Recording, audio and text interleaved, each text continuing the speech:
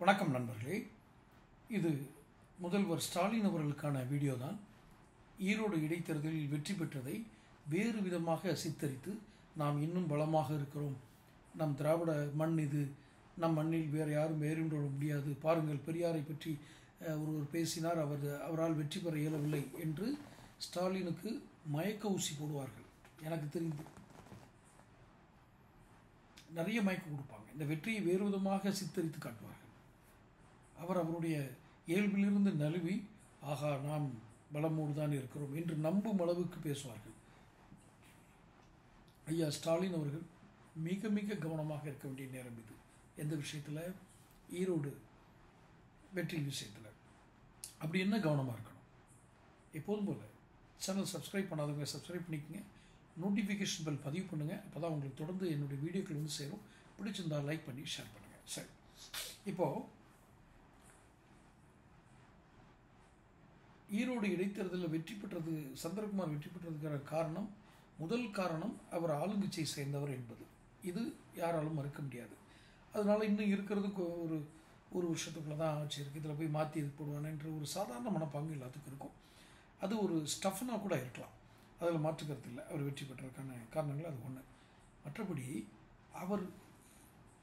அவரை எதிர்த்து நின்ற கட்சியினுடைய தலைவர் பெரியாரை குறித்து, இவை ராமசாமி ஐயாவை குறித்து மிக மிக மிக வலிமையாக எதிர்த்தார், அவதூறாக பேசினார்.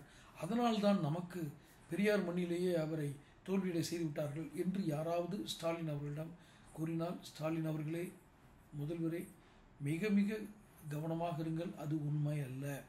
காரணம், நீங்கள் நிறுத்திய வேட்பாளரை ஒரு நாள் ஒரு பொழுது நெத்தியில் திருநீரோ போட்டு எல்லாம் இருக்க மாட்டார். அதை நான் பாராட்டுறேன். அதனால் உங்களுக்கு கிடைத்த வெற்றி, ஈரோடு இடைத்தேர்தலில் கிடைத்த வெற்றி என்பது நீங்கள்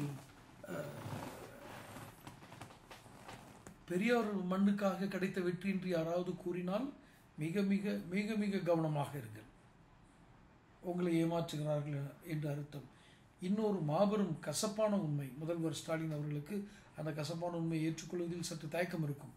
இங்கு பெரியார் பிம்பம் குறைந்தபட்சம் அந்த பெரியாரின் பிம்பம் உடைய ஆரம்பித்திருக்கிறது, கீரல் விழ ஆரம்பிச்சிருச்சு. த மைல்டு கிராக், நீங்கள் குறைஞ்சபட்சம் வச்சுக்கோங்க. சித்தாந்தத்தை எதிர்த்து வலுவாக பேசக்கூடியவர் யாரும் இல்லை. இந்த திராவிட இயக்கங்களை சார்ந்தவர்கள் அல்லது தமிழ் தேசியம் பேசுபவர்கள் வேண்டுமானால் அதை உங்களோடு சேர்ந்து பேசியிருக்கலாம். மற்றபடி யாரும் சீமானுக்கு நிகராக பெரியாரை பற்றி பேசியவர்கள் யாரும் இல்லை. தயவு செய்து ஸ்டாலின் ஐயா நல்லா புரிஞ்சுக்குங்க. இவர்களெல்லாம் உங்களை மயக்குவதற்கு என்ன வேண்டுமானாலும் சொல்வார்கள். ஐயா பெரியார் பேசுனா என்ன ஆகும்னு காட்டிட்டாங்க பாருங்க அப்படின்னு. இன்னொரு உண்மையை தெரிஞ்சுக்குங்க, தலைப்பிலே வச்சுருக்கேன். என்ன, ஏற்கனவே உங்களை வலுவாக ஏமாற்றிய ஒரு இடைத்தேர்தல் உண்டு. என்ன ஞாபகம் இருக்கா? ஆர்கே நகர் இடைத்தேர்தல், சென்னை ஆர்கே நகர் இடைத்தேர்தல். தினகரன் வெற்றி பெற்றார், டிடிவி தினகரன்.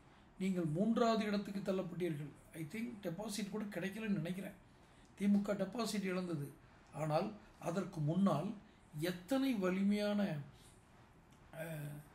ஒரு ஆசை வார்த்தைகளை கூறியிருப்பார்கள் இந்த கட்சியின் தொடர்ந்து சுற்றியிருப்பவர்கள். நன்றாக நினைவில் வைத்துக் கொள்ளுங்கள். ஆர்கே நகர் நினைவிருக்கட்டும். ஆர்கே நகரில் நீங்கள் வெற்றி பெறுவீர்கள் என்று மிக கணிப்பாக சொன்ன மூத்த அமைச்சர்கள் இன்றும் உங்களை சுற்றி இருக்கிறார்கள். ஆனால் நீங்கள் என்னங்க, டெபாசிட் போச்சு. உங்களை நம்ப வைப்பவர்களுக்கு ஒரு ஒரு கட்டமைப்பும் ஒரு போலியான உருவங்களும் செய்வாங்க.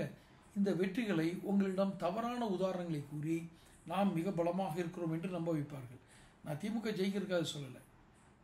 நீங்கள் ஏதோ ஒப்பீட்டளவில் ஒரு ஒரு ஒரு ஒப்பீட்டளவில் நீங்கள் கொஞ்சம் சிறந்ததாக இருக்கீங்க. மற்றபடி எதிர்பார்த்த அளவில் நீங்கள் எல்லாத்தையும் ஒப்பீட்டளவில் சிறந்த முதல்வராக இருக்கீங்க. அதனால் உங்களை சுற்றி என்ன நடக்குன்னே உங்களுக்கு தெரியல. உங்களுடைய சமீபத்தை எதை பார்த்தா உங்கள் உடல்நிலை காரணமாகவோ அல்லது வேறு என்ன காரணத்தினாலோ உங்களை சுற்றி நடப்பது சரிவர உங்களுக்கு வந்து சேருவதில்லை என்று நினைக்கிறேன். மிக கவனமாக இருங்கள். உங்களை சுற்றி இருக்கும் அதிகாரிகளை குறித்தும் அமைச்சர்களை குறித்தும் மூத்த நிர்வாகிகள் குறித்தும் மிக கவனமாக இருங்கள். இவர்கள், நான் எல்லாத்தையும் சொல்லலை, உங்களை போலி வாக்குறுதிகளை நம்ப வைத்து அடுத்த நாம் தான் அப்படின்னு சொல்ல வச்சுருப்பாங்க. இல்லை, நீங்கள் மிக ஆபத்தான கட்டத்தில் தான் இருக்கிறீர்கள். இது என்னுடைய கணிப்பு. எப்படி? இப்போ நீங்கள் ஈரோடு இடைத்தேர்தல் பாருங்கள், நீங்கள் வெற்றி பெறதுக்கு எத்தனை பேர் உழைச்சிருக்காங்க? நாம் தமிழர் கட்சி தவிர அத்தனை பேரும் உழைச்சிருக்காங்க. அப்போ தான் உங்களுக்கு வந்து வெற்றி கிடைக்குது. அப்படின்னா இதே களம் 2026 இருக்காது, அடுத்த வருடத்தில் இருக்காது, வேறு மாதிரி இருக்கும். அந்த களத்தை நீங்கள் கணிப்பதே கடினம்.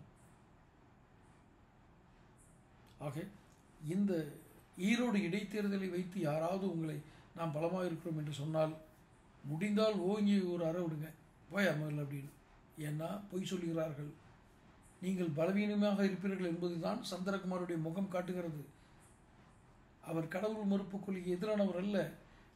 ஈரோடு மண்ணிலேயே அவர் ஜெயித்திருக்கிறார், திருநீர் பூசிக்கிட்டு. இதுதான் கடைசியாக நான் சொல்கிற வாசகம். திருநீருக்குள்ள மகிமையை புரிஞ்சுக்குங்க, பக்திக்குள்ள மகிமையை புரிஞ்சுக்குங்க, பிரார்த்தனையின் வலிமையை புரிந்து கொள்ளுங்கள்.